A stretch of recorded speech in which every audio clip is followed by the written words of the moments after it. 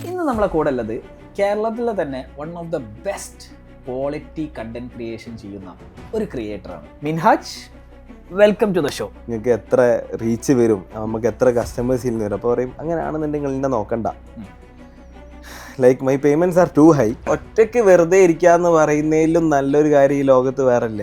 ആൾക്കാർ പോയി കഴിക്കുമ്പോൾ അവർക്ക് ആ ക്വാളിറ്റി കിട്ടൂല, വീഡിയോയിൽ കണ്ട പോലത്തെ സാധനം പോലും കിട്ടൂല. അപ്പൊ എനിക്കിതൊന്നും ഇഷ്ടമായില്ല. അപ്പൊ ഞാൻ വീട്ടിൽ പറഞ്ഞു അമ്മക്ക് നടക്കുന്നില്ല.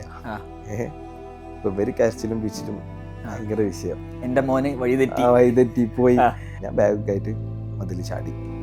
ആദ്യം തുടങ്ങുക, ഇരുന്നിട്ട് കാല് നീട്ടാന്ന് പറയും.